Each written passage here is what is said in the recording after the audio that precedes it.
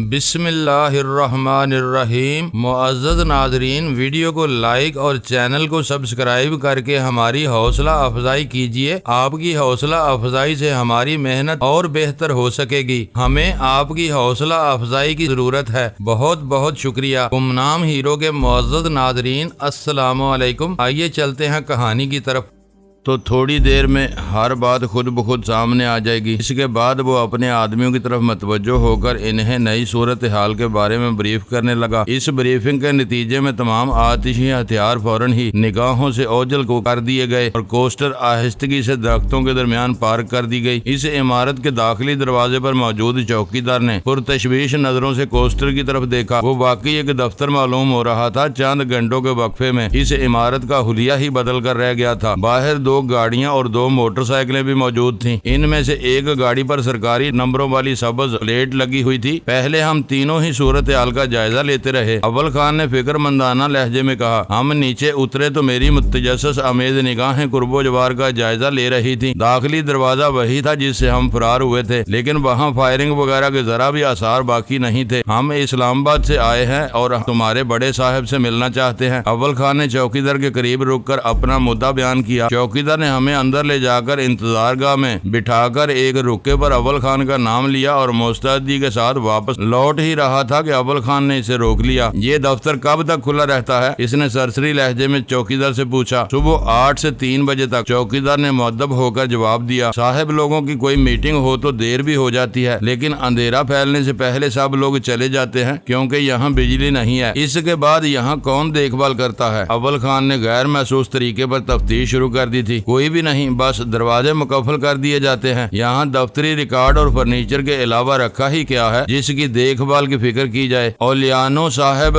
بہت نیک اور کفایت شعار آدمی ہیں۔ وہ غیر ضروری مدوں میں ایک پیسہ بھی خرچ نہیں کرتا۔ عادت تو یہ ہے کہ اس نے اپنا دفتر ایئر کنڈیشن کرنے کے لیے آج تک جنریٹر کی خریداری میں بھی کوئی دلچسپی نہیں لی۔ گرمی ہوتی ہے تو نکر اور بنیان پہن کر کام کرتا ہے۔ نام سے غیر ملکی معلوم ہوتا ہے۔ اول خان نے اسے اکسانے کے لیے تبصرہ کیا۔ کولمبیا کا رہنے والا ہے۔ چوکیدار کے انکشاف نے ہم تینوں کو چونکا دیا۔ وہ کہہ رہا تھا اسے اقوام متحدہ نے ہمارے گاؤں تک پانی پہنچانے کے منصوبے پر بھیجا ہے۔ وہ کہتا ہے کہ جتنی ایئر کنڈیشنر اور جنریٹر پر صرف ہوگی، اس سے پانی کی لائن 2 کلومیٹر آگے کی آبادی تک لے جائی جا سکتی ہے۔ پھر اس کا لہجہ یک بیک رازدارانہ ہو گیا۔ سماجی بہبود کے ایک اسسٹنٹ ڈائریکٹر صاحب بھی اس منصوبے پر لگائے گئے ہیں۔ وہ الیانو صاحب کی کفایت شعاری اور سادگی سے بہت بیزار ہیں کیونکہ انہیں بھی گرمی میں کام کرنا پڑتا ہے۔ اول خان نے معنی خیز نظروں سے میری طرف دیکھا اور باتیں ختم کرتے ہوئے بولا، تم ہماری پرچی اس تک پہنچا دو۔ وہ واقعی احترام کے قابل معلوم ہوتا ہے۔ یہ کوئی بہت لمبا چکر معلوم ہوتا ہے۔ چوکیدار کے جانے کے بعد ویرا پرجوش لیکن سرگوشیانہ لہجے میں بولی، اولیانو بھی کولمبین ہے، شاید اسی کی ملی بھگت سے یہ دفتر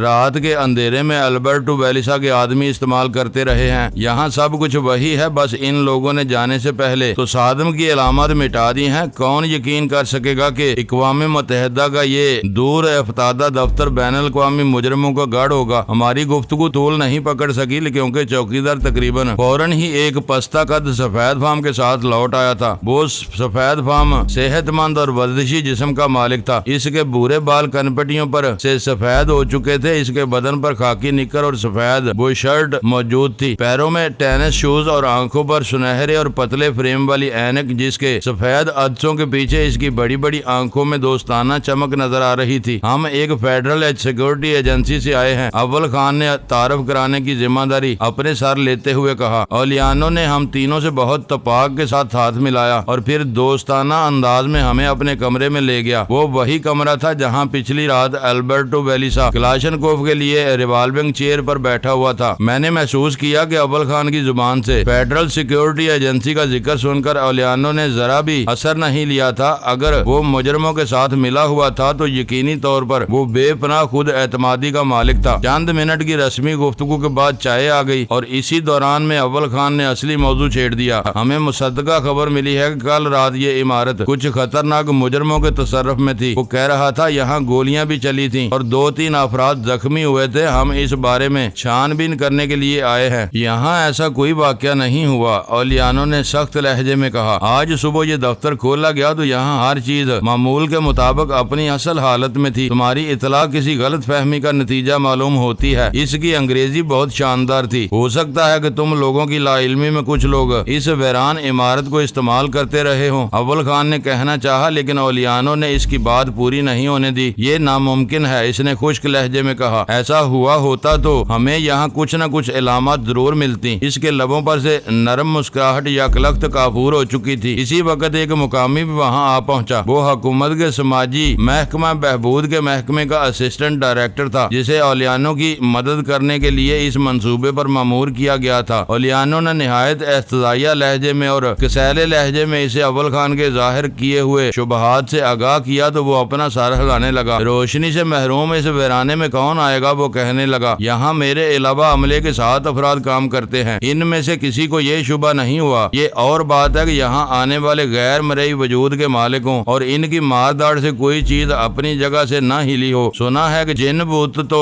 ٹھوس چیزوں میں سے صاف گزر جاتے ہیں. اولیانو نے مضحکہ اڑانے کے اس انداز پر ایک جاندار کہکہا لگایا اور بولا تمہارے آدمی کسی حسیب کو پکڑنے میں مہارت رکھتے ہیں تو انہیں بے شک یہاں مامور کر دو, مجھے کوئی اعتراض نہیں ہوگا. اس دوران میں میری متجسس نگاہیں ایک دیوار میں گولیوں کے 2 سوراخ دیکھ چکی تھی. میں نے ان کی طرف اشارہ کرتے ہوئے اولیانو سے کہا ان سوراخوں کے بارے میں تمہارا کیا خیال ہے؟ اولیانو ادھر دیکھنے کی زحمت کیے بغیر بولا یہاں کے فرش اور دیواروں میں تمہیں سینکڑوں سوراخ مل جائیں گے. بعض میں سے سانپوں کے بچے اور کان کھجورے بھی نکلتے رہتے ہیں. میں ان خرافات پر اپنا قیمتی وقت برباد نہیں کر سکتا. میں یہاں انسانی خدمت کے ایک مشن پر آیا ہوں اور اسی میں مصروف رہتا ہوں, اسی میں مصروف رہنا چاہتا ہوں. وہ ذرا بھی تعاون کرنے پر آمادہ نہیں تھا. میرا تو اندازہ تھا کہ وہ سب کچھ جانتے بوجھتے ہوئے بھی ہماری آنکھوں میں دھول جھونکنے کی کوشش کر رہا تھا. اس کے رویے پر اول خان کا چہرہ غصے سے سرخ ہو گیا تھا. اگر ہم اپنے طور پر اس عمارت کی تلاشی لینا چاہیں تو تمہیں کوئی اعتراض تو نہیں ہوگا؟ اول خان نے خود پر قابو رکھتے ہوئے نہایت تحمل کے ساتھ سوال کیا. میں اس توہین پر اپنا دفتر بند کر کے تمہاری حکومت کے ساتھ ہی اپنے ہیڈ کوارٹر سے بھی شکایت کروں گا. وہ ترش لہجے میں بولا. تم لوگ اپنے کچھ شبہات دور کرنے کی نیت سے یہاں آئے ہوتے تو میں تم سے پورا تعاون کرتا, لیکن تم نے مصدقہ خبر کا حوالہ دے کر میری اور میرے عملے کی بے عزتی کی ہے. اس کا مطلب ہے کہ ہم لوگ یہاں آب رسانی کے نیک منصوبے کی آڑ میں مجرموں کی پشت پناہی کر رہے ہیں. یہ تمہاری خیال ترازی ہے, ویرا نے گفتگو میں دخل دیتے ہوئے کہا. ہم میں سے کسی نے ایسی کوئی بات نہیں کی. البتہ یہ شبہ ضرور ظاہر کیا ہے کہ تمہاری لا علمی میں شاید کچھ لوگ تمہارے دفتر کو اپنے نامعلوم مقاصد کے لیے استعمال کرتے رہے ہوں. ان کے لیے بعد میں اپنی آمد کی نشانیاں مٹا دینا کوئی بڑا کام نہیں ہوگا. تم مقامی نہیں ہو, پھر تمہاری ان لوگوں کے ساتھ یہاں آمد کا کیا مطلب ہے؟ اولیانو نے ویرا کو گہری نظروں سے گھورتے ہوئے سوال کیا. اول خان نے زبان کھولنی چاہی لیکن ویرا نے اپنی کسی حکمت عملی کی وجہ سے اسے بولنے کا موقع دیے بغیر اپنی بات شروع کر دی. صرف میں ہی غیر ملکی نہیں ہوں, تمہارے دفتر کو اپنی اماجگاہ بنانے والے مجرموں کا سرغنہ بھی غیر ملکی ہے. وہ کولمبیا سے یہاں آیا ہوا ہے. کولمبیا کے ذکر پر اولیانو کے چہرے پر الجھن کے آثار نمودار ہو گئے. یہ میری طرف تو اشارہ نہیں ہے, تم غلط سمجھے, ویرا نے مسکراتے ہوئے کہا. مجھے علم نہیں تھا کہ تم بھی کولمبیا کے باشندے ہو. پھر اس نے اچانک ہی ہسپانوی زبان بولنی شروع کر دی. اولیانو نے خوشگوار حیرت کے ساتھ ہسپانوی زبان میں ہی اس کا جواب دیا اور وہ دونوں سرگرمی کے ساتھ مذاکرات میں مصروف ہو گئے. میرے لیے وہ زبان یکسر اجنبی تھی, لیکن میں نے ویرا کی زبان سے 2 مرتبہ البرٹو بیلیسا کا نام سنا تو میں نے اندازہ لگا لیا کہ وہ اولیانو کو اس کی مادری زبان کا چارہ ڈال کر راہ پر لانے کی کوشش کر رہی تھی. آپ لوگوں کا تعلق کس وفاقی ادارے سے ہے؟ ان دونوں کی مصروفیت سے فائدہ اٹھاتے ہوئے اسسٹنٹ ڈائریکٹر نے اول خان سے اردو میں بات شروع کر دی. ہم اپنی شناخت ظاہر نہیں کر سکتے, اول خان نے نرمی سے کہا. کوئی فرد اپنے قانونی حقوق کے نام پر ہمیں زیادہ مجبور کرے تو ہم قومی سلامتی کے ایکٹ کے تحت اسے حراست میں لینے کا اختیار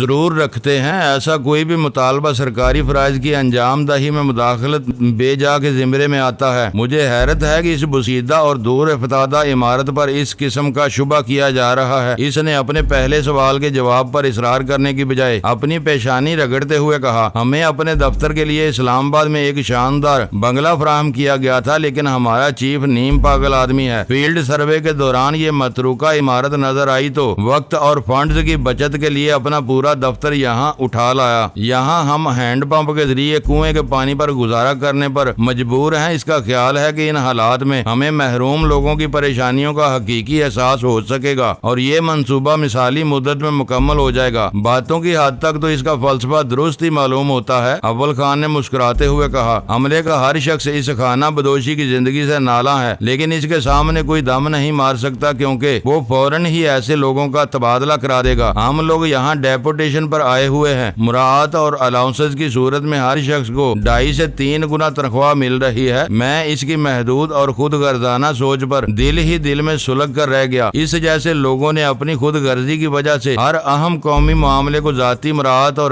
بتوں کی سولی پر لٹکایا ہوا تھا۔ تھوڑی دیر بعد اولیانو ویرا سے فارغ ہو کر اول خان کی طرف متوجہ ہوا تو اس کا لہجہ مصالحانہ تھا۔ میں البرٹو نام کے کسی آدمی سے واقف نہیں ہوں، لیکن یہ معاملہ میرے ایک ہم وطن کی مشتبہ سرگرمیوں سے تعلق رکھتا ہے، اس لیے میں تمہیں اس عمارت کی تلاشی کی اجازت دے رہا ہوں۔ تمہاری ساتھی خاتون بہت مہذب اور سلجھی ہوئی شخصیت کی مالک ہے، اس نے مجھے معاملے کی نزاکت کے بارے میں قائل کر لیا ہے۔ اولیانو نے اپنے اسسٹنٹ ڈائریکٹر کو ہم لوگوں کے ساتھ ہر ممکن تعاون کرنے کی ہدایت کی اور ہم اس کا شکریہ ادا کر کے اس کے دفتر سے باہر نکل آئے۔ غور سے دیکھنے پر بیرونی ہال کی دیواروں پر گولیوں کے مزید 2 سوراخ مل گئے۔ ان سوراخوں پر محنت کی جاتی تو گولیاں بھی برآمد کی جا سکتی تھیں، لیکن وہ وقت کا بے مصرف ضیاع ہوتا، اس لیے ہم تینوں آگے بڑھ گئے۔ وہاں اس قدر مکمل طور پر جھاڑو پھیری گئی تھی کہ میرے ہاتھوں تباہ ہونے والے پیٹرومیکس لیمپ تک کا سراغ نہیں مل سکا اور ہم لوگ ایک مرتبہ پھر اولیانو کے تعاون کا شکریہ ادا کر کے وہاں سے بے نیل و مرام لوٹ آئے۔ کوسٹر میں واپس لوٹتے ہی اول خان نے ویرا پر اعتراض جڑ دیا کہ اس نے اولیانو سے قطعی غیر ضروری طور پر البرٹو ویلیسا کا ذکر کیا تھا۔ وہ اعتراض سن کر ویرا مسکرانے لگی۔ اس سے کوئی فرق نہیں پڑتا، وہ البرٹو سے ناواقف تھا تو اس کے لیے وہ نام محمل تھا، اور اگر وہ اس کا ساتھی ہے تو میری زبان سے اس کا نام سن کر چکنا ہو گیا ہوگا۔ اس نے کہا، شاید تمہیں یہ جان کر حیرت ہو کہ البرٹو ویلیسا کا حوالہ دینے کے بعد اس نے مجھ سے رازداری کا وعدہ لے کر نہایت فکر مندی کے ساتھ اس امر کا اعتراف کیا ہے کہ وہ البرٹو کو تو نہیں جانتا، البتہ ظفر نامی ایک پاکستانی سے اس کے گہرے مراسم ہے، کیونکہ ظفر اسپانوی زبان میں بہت ماہرانہ عبور رکھتا ہے۔ ظفر خود ہی اس تک پہنچا تھا اور دوستی ہو جانے کے بعد اولیانو کی سرکاری فیکس مشین سے اکثر و بیشتر باہر پیغام رسانی کرتا رہتا ہے۔ وہ خود وہاں بیٹھ کر پیغام وصول بھی کرتا ہے۔ ظفر اور البرٹو ویلیسا کے درمیان اس نے کیسے تعلق پیدا کر لیا؟ میں نے پوچھا۔ اس کے فرشتوں کو بھی گمان نہیں ہے کہ ان دونوں میں کوئی تعلق ہوگا۔ دراصل وہ ہم لوگوں کی آمد سے خوفزدہ تھا۔ ظفر اس پر چھا جانے کی کوششوں میں مصروف ہے، اس لیے اولیانو اس کی طرف سے شبہات میں مبتلا ہو گیا ہے۔ اس نے مجھے اپنا ہمدرد سمجھ کر اس مشکوک معاملے پر بات کی ہے۔ مجھے شبہ ہے کہ کہیں ظفر نے کسی معاملے میں اسے بلیک میل کرنے کی کوشش نہ کی ہو۔ یہ باتیں اگلی کسی ملاقات پر معلوم ہو سکیں گی۔ اولیانو نے مجھے کسی بھی وقت اپنے گھر آنے کی دعوت دی ہے۔ یہ تو کسی نئی کہانی کی ابتدا معلوم ہو رہی ہے۔ اول خان بول پڑا، اتنی ہی بات ہے تو ہمیں اس میں اپنا پیر پھنسانے سے گریز کرنا چاہیے۔ اولیانو خود بھی اسے دھتکار کر بگا سکتا ہے۔ اس نے ظفر کی طرف سے بھیجے جانے والے پیغامات پر کوئی روشنی ضرور ڈالی ہوگی۔ میں نے پوچھا۔ وہ ان پیغامات کی نوعیت سے لا علم ہے۔ اسے الجھن ہے کہ ظفر اس کی مشین کیوں استعمال کرتا ہے، جبکہ وہ اپنے پیغامات کسی بڑے ڈاک خانے سے بھی بے آسانی بھیج سکتا ہے۔ پیغامات کی وصولی کی بات البتہ مختلف ہے۔ میری رائے ہے کہ تم اس کے گھر ضرور جاؤ اور اس سے اس کا فیکس نمبر حاصل کرنے کی کوشش کرو جس پر البرٹو ویلیسا رابطہ کرتا رہا ہے۔ شاید ان نمبروں کی مدد سے ہم اس کے بیرون ملک رابطوں کو ختم کر سکیں۔ یہ سب آئندہ کے امکانات ہیں۔ اول خان ایک گہرے سانس لے کر بولا، فی الحال ہم جو مقصد لے کر ان مضافات میں آئے تھے وہ پورا نہیں ہو سکا۔ البرٹو ویلیسا کہیں بھی اپنی موجودگی کے ثبوت چھوڑنے کا عادی نہیں ہے۔ اب جلی ہوئی لاش کے پوسٹ مارٹم کی رپورٹ آنے کے بعد ہی صورتحال واضح ہو سکے گی۔ ہم کہوٹا میں گھومنے والے کیمرہ بردار بندروں کو بالکل ہی بھولے ہوئے ہیں۔ ویرا نے وہ ذکر چھیڑ کر ہم دونوں کو بری طرح چونکا دیا۔ اگر انٹیلیجنس بیورو والوں نے کوئی کارروائی کی ہے تو اب سے پہلے اس کے نتائج سامنے آ چکے ہوں گے۔ ہمیں اس کی بھی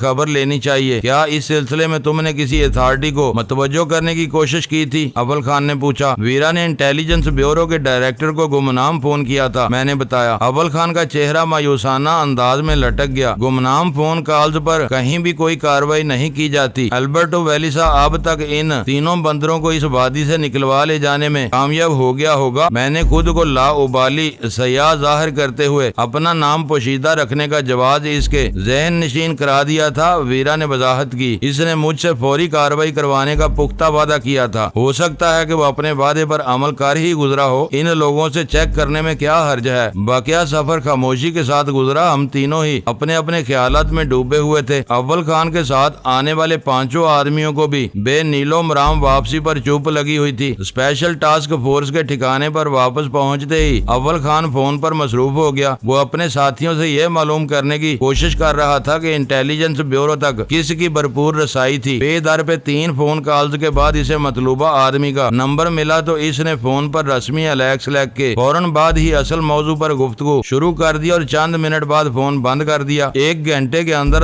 ادھر کی رپورٹ مل جائے گی۔ اس دوران میں تم یہیں آرام کرو۔ میں تمہارے لیے چائے کا بندوبست کر کے اپنے کمانڈر کو رپورٹ دینے جا رہا ہوں۔ اس نے اٹھتے ہوئے کہا۔ تمہاری غیر موجودگی میں فون آ جائے تو کیا کریں؟ میں نے احتیاطاً پوچھ لیا۔ اس کی گھنٹی نہیں بجے گی۔ اس نمبر پر دوسرا انسٹرومنٹ بھی لگا ہوا ہے، ادھر سے کوئی بھی اٹھا لے گا۔ وہ یہ کہتا ہوا اس کمرے سے نکلتا چلا گیا۔ ویرا استفسار طلب نگاہوں سے میری طرف دیکھ رہی تھی۔ میں نے ہمکانہ انداز میں منہ چلاتے ہوئے اسے آنکھ ماری تو وہ بے ساختہ ہنس پڑی۔ معلوم ہوتا ہے اب تمہاری کھوپڑی پر بھی برف جمنی شروع ہو گئی ہے، اس نے تلخ مسکراہٹ کے ساتھ کہا۔ ابھی تک پورے قصے کے سر پیر کا ہی پتہ نہیں چل رہا۔ البرٹو ویلیسا کی تلاش تو اس کے بہت بعد کی بات ہے۔ پتہ نہیں ہم کب تک یہاں بیٹھے رہیں گے۔ تم بیٹھنا نہ چاہو تو کھڑی بھی ہو سکتی ہو۔ ویسے اس بھاگ دوڑ کے نتیجے میں ایک اہم بات ضرور معلوم ہو گئی ہے۔ وہ کیا؟ اس نے بے ساختہ سوال کیا۔ دنیا گول ہے، میں نے اپنے شہادت کی انگلی کو فضا میں گردش دیتے ہوئے کہا۔ جہاں سے چلتے ہیں دوبارہ وہیں آ کھڑے ہوتے ہیں۔ جب تک اسپیشل ٹاسک فورس کے بڑوں کو ظفر اور البرٹو ویلیسا کا فرق نہیں سمجھایا جاتا کچھ بھی نہیں ہو سکے گا۔ کیوں نہ میں دوبارہ سینتے کاسیلو کا روپ دھار کر اسلام آباد اور راولپنڈی کے مصروف علاقوں میں آوارہ گردی شروع کر دوں؟ اس نے نہایت سنجیدگی کے ساتھ سوال کیا۔ اس سے کیا ہوگا؟ میں نے برا سا منہ بنا کر پوچھا۔ ہو سکتا ہے کہ البرٹو ویلیسا مجھے دیکھ کر میرے پیچھے لگ جائے، اس نے پورا امید لہجے میں کہا۔ اس خیال میں بھی نہ رہنا، اب وہ تمہارا پیچھا نہیں کرے گا۔ اس کے ٹھکانے ایک ایک کر کے نکلتے جا رہے ہیں۔ وہ تم کو دیکھتے ہی گولی مارے گا اور فرار ہو جائے گا۔ وہ اپنی تباہی کا ذمہ دار سینتے کاسیلو کو گردان رہا ہوگا۔ اس گڑے مردے کو اب نہ اکھاڑنا ہی تمہارے حق میں بہتر ہوگا۔ چائے نوشی کے دوران بھی ہم ایک دوسرے کی متعدد تجاویز پر دماغ سوزی کرتے رہے، لیکن کہیں بھی کوئی بات بنتی نظر نہیں آئی۔ اصل خرابی یہ تھی کہ فریق مخالف بدترین دباؤ میں آنے کے بعد میدان چھوڑ کر بھاگ کھڑا ہوا تھا۔ وہ رپوش رہ کر کہاں اور کس سمت میں کام کر رہا تھا ہم اس سے بھی لا علم تھے۔ ان حالات میں ہمارے لیے انتظار کرنے کے علاوہ کوئی اور چارہ کار باقی نہیں رہ گیا تھا۔ تھوڑی دیر بعد اول خان واپس آیا تو وہ دور ہی سے بہت خوش نظر آ رہا تھا۔ بظاہر ہماری آخری کارروائی چونچوں کا مربع ثابت ہوئی ہے، لیکن اس کے نتائج سے متاثر ہو کر کمانڈر نے ظفر کی تلاش کی مہم شروع کرانے کا فیصلہ کر لیا ہے۔ اس نے مسرت آمیز لہجے میں ہمیں آگاہ کیا۔ وہ اس فیصلے کی منظوری لینے کے لیے ہیڈ کوارٹرز گیا ہے۔ یہ بہت بڑی کامیابی ہے، میں نے اعتراف کیا۔ اب البرٹو ویلیسا کے گرد ہمارا دائرہ بہت تیزی کے ساتھ تنگ ہونا شروع ہو جائے گا۔ البرٹو ویلیسا کا نام ہم لوگوں تک محدود رہے گا۔ فورس کے چیدہ کارکن بظاہر ظفر ہی کو تلاش کریں گے۔ تو کیا ملبے سے برآمد ہونے والی لاش کو آصف علی کی لاش قرار دے دیا گیا ہے؟ میں نے حیرت سے پوچھا۔ اس کی پوسٹ مارٹم رپورٹ اتنی جلدی تو نہیں آ سکتی۔ بظاہر واقعات کو جوں کا توں تسلیم کر لیا جائے گا، یعنی ظفر جل کر مر گیا اور آصف علی نے پیغام چھوڑ کر فرار کی راہ اختیار کر لی۔ پوسٹ مارٹم کی رپورٹ آنے پر وہ لاش آصف علی کی ثابت ہوئی تو اسے خاموشی سے اس کے ورثاء کے حوالے کر دیا جائے گا۔ اس طرح فورس کے پورے عملے کو بھی اصل واقعات کا علم نہیں ہو سکے گا۔ اتنی پیچیدگی میں جانے کی ضرورت ہی کیا ہے؟ بعد میں جب بھی اصل واقعات سامنے آئیں گے تو کیا تمہاری فورس کے ماتحت عملے میں بددلی نہیں پھیلے گی؟ اتنی رازداری میری سمجھ سے بالا تر ہے۔ کسی بھی ادارے میں اوپر کی سطح پر کوئی کرپٹ بدعنوان یا غدار بے نقاب ہوتا ہے تو نچلے عملے میں بددلی اور مایوسی ضرور پھیلتی ہے، اجتماعی مورال گر جاتا ہے۔ ان مسائل کا مقابلہ کرنا ہی پڑتا ہے۔ البرٹو ویلیسا کافی مدت سے فورس میں تھا۔ ہو سکتا ہے کہ اس کے کچھ ہمدرد اب بھی موجود ہوں اور ان کے ذریعے اسے اندر کی خبریں مل رہی ہوں۔ اسے اندھیرے میں رکھنے کے لیے یہ چکر چلانا ضروری ہی نہیں، ناگزیر ہے۔ ایک بار اسے جہنم واصل کر دیا گیا تو سارے معاملات تیزی کے ساتھ ٹھیک ہوتے چلے جائیں گے۔ کمانڈر نے بہت سوچ سمجھ کر یہ پلان طے کیا ہے۔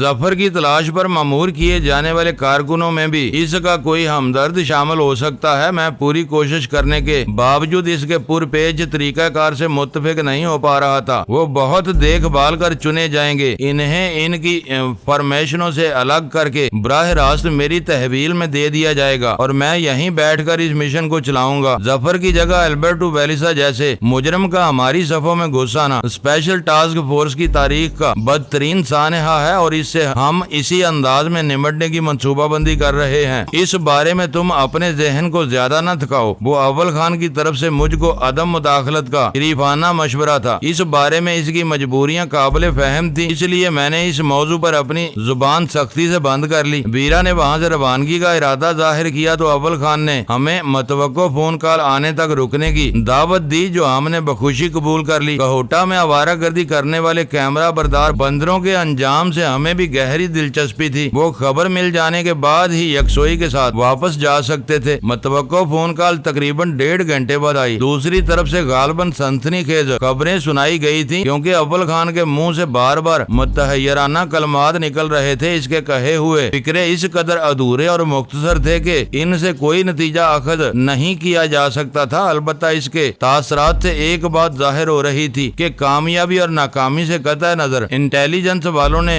वीरा की गुमनाम मुखबरी पर कार्रवाई जरूर की थी। नीचे से ऊपर तक तहलका मचा हुआ है। अव्वल खान ने फोन रखते हुए वालहाना अंदाज में मुझे अपने बाजुओं में बेंच लिया। वो तीनों बंदरों के पकड़े जाने के बाद हर शख्स हिल कर रह गया है। इस कामयाबी में तुम्हारा बहुत बड़ा हाथ है। ताखीर होने की सूरत में वो बंदर लापता हो सकते थे, मेरा नहीं, इसका ज्यादा हाथ है। मैंने अव्वल खान को वीरा की तरफ घुमाते हुए पूरी संजीदगी के साथ कहा, तुम्हें मेरे बजाय इसी से बगलगिर होना चाहिए। वही गुमनाम फोन मैंने किया होता तो शायद मेरी पूरी बात सुनने की जहमत भी न की जाती और वो बंदर जिधर मुंह उठता इसी तरफ भाग जाते। बे इंतहा खुशी और गम के मौके पर हर किस्म की आजादी मिल जाती है। तुम जोश में मेरे गले लग भी जाते तो मैं कोई एतराज नहीं करती। खुशी में ऐसी बेअतदालियां हो ही जाती हैं। वीरा हंसते हुए बोली, ये दावत है। मैंने अव्वल खान को उकसाने की कोशिश की और वो खिसियानेपन के साथ मुस्कुराकर रह गया। औरतों के मामले में वो सदा का कम हिम्मत और डरपोक था। तुम्हें तफसीली खबर मिली है या बस खुलासा बताया गया है? वीरा ने संजीदगी इख्तियार करते हुए पूछा। खुलासा भी बहुत होशरुबा है, मेरे साथ आओ। मैं कमांडर के दफ्तर में कहानी सुनाऊंगा ताकि इसे दोहराने से बच सकूं। वो भी हेडक्वार्टर से लौट आया होगा। अब अल्बर्टो वेलिसा का वजूद हर शक्को शुबे से बालातर हो गया है। इसकी बात दुरुस्त थी। अगर वो इतनी अहम खबर कमांडर तक फौरन न पहुंचाता तो अपने फर्ज में कोताही करता। दूसरी तरफ इसके लिए ये भी मुमकिन नहीं था कि वो हमें मुंतजर छोड़कर अपने कमांडर के दफ्तर की तरफ दौड़ लगा देता और इसे पूरी कहानी सुनाने के बाद हमारी तरफ रुजू करता। अव्वल खान हमें पीए के कमरे में बिठाकर पहले अकेला अंदर गया, फिर फौरन ही बाहर आकर हम दोनों को भी अपने साथ अंदर ले गया। कमांडर ने अपनी कुर्सी से उठकर हम दोनों का इस्तकबाल किया था। सुना है कि तुम लोगों ने कोई और भी बड़ी कामयाबी हासिल की है, इसने खुश दिली के साथ कहा। कोशिश जरूर की थी, इसके नतायज अव्वल खान से मालूम हो सकेंगे, मैंने कहा। अव्वल खान इस वक्त तक अल्बर्टो वेलिसा के बारे में माजरत ख्वाहाना रवैया इख्तियार करता चला आया था, इसलिए इसने कहोटा के बंदरों की तहय्यर खेज कहानी से अपने कमांडर को आगाह नहीं किया था। इसने निहायत इख्तिसार के साथ इसे अल्बर्टो वेलिसा के इंकिशाफ और हमारे जवाबी इकदाम से आगाह करते हुए कहा, हैरतनाक बात यह है कि आईबी के डायरेक्टर ने इस गुमनाम फोन कॉल पर फौरी कार्रवाई करते हुए अपना इमरजेंसी स्क्वाड कहोटा की तरफ रवाना कर दिया। चंद घंटों की नाकाबंदी के बाद ही इन्हें एक गाड़ी में 3 बंदर नजर आए। गाड़ी चलाने वाले को गिरफ्तार करके बंदरों पर कब्जा कर लिया गया। इमरजेंसी स्क्वाड वाले 3 गाड़ियों में वापस लौट रहे थे तो कैदी की गोद में बैठा हुआ एक बंदर ताकतवर धमाके से फट गया। इस धमाके में कैदी का पूरा चेहरा उड़ गया था और वो मौके पर ही मर गया। इस मुकामी की अभी तक शिनाख्त नहीं हो सकी है। कैदी का कोई बयान रिकॉर्ड कर लिया गया था? कमांडर ने गहरी दिलचस्पी के साथ पूछा। ये नहीं मालूम सर, अव्वल खान ने अदब से जवाब दिया। मैंने अपने जाती जराये से ये अधूरी इतलात हासिल की हैं। पूरी तफसीलात यकीनन बहुत हैरान कुन साबित होंगी। आईबी के मामलात में हम दखल अंदाज नहीं हो सकते। हमारी तसल्ली के लिए सिर्फ इतना ही काफी है कि इन लोगों ने कहोटा में फोटोग्राफी करने वाले बंदरों को पकड़ लिया है, लेकिन मेरी ये समझ में नहीं आता कि बंदर किस तरह फोटोग्राफी करते होंगे और इन तस्वीर का क्या बनता होगा। कमांडर ने हैरत जाहिर करते हुए कहा। अव्वल खान ने पुरउम्मीद नजरों से मेरी तरफ देखा तो मैंने कहा, असल बात का पता तो बंदरों का तफसीली मुआयना करने के बाद कोई माहिर ही लगा सकेगा। हमारे सामने अल्बर्टो वेलिसा ने जो कुछ हर्जा सराई की थी, इसके मुताबिक इन बंदरों के जिस्मों पर इंफ्रारेड कैमरे पोशीदा होने चाहिए। چاہیے جو کسی لاسلکی نظام کے تحت تصاویر کہیں بھیجتے رہتے ہیں۔ یہ بہت جدید اور بیش قیمت کیمرے ہونے چاہیے۔ حیرت ناک اور ناقابل یقین باتیں ہیں۔ کمانڈر اس مختصر سی تفصیل سے معروب ہو کر بڑبڑایا اور ان میں سے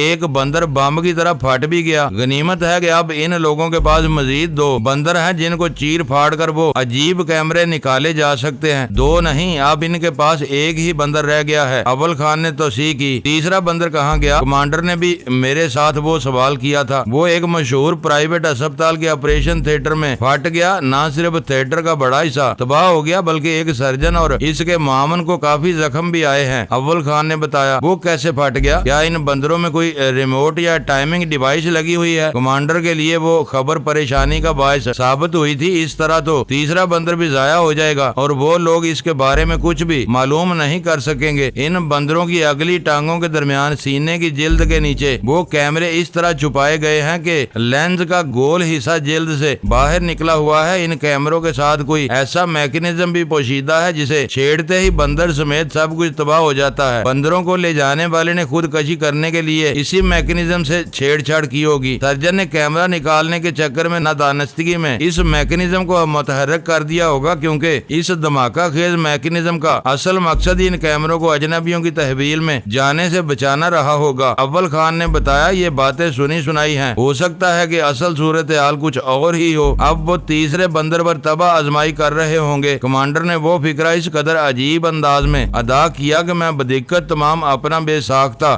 کہا روکنے میں کامیاب ہو سکا۔ اس بندر کو بے ہوش کر کے سخت حفاظت میں رکھا گیا ہے۔ اس کے تفصیلی معائنے کے لیے باہر سے کسی ماہر کو بلانے کی کوششیں کی جا رہی ہیں۔ وہ اس آخری بندر کے ضائع ہونے کے امکان سے سخت خوفزدہ ہیں۔ وہ اسے ہاتھ بھی نہیں لگا رہے تھے، اس قدر مہلک اور خطرناک بندر ان کے ہاتھ لگ گئے۔ وہ بندر بھی کسی عام جگہ نہیں بلکہ کہوٹا جیسی حساس وادی میں آزادانہ گھوم رہے تھے۔ اس وقت انٹیلیجنس والے سخت دباؤ کا شکار ہوں گے، کیونکہ ان کے پاس کوئی مربوط کہانی نہیں ہے۔ ملک میں غیر ملکی سازشی عناصر دندناتے پھر رہے ہیں، لیکن کوئی کسی کو ان کی سرگرمیوں کا علم نہیں ہے۔ ایک امریکی عورت ان کو بندروں کی موجودگی کی اطلاع دیتی ہے جو 100% درست ثابت ہوتی ہے۔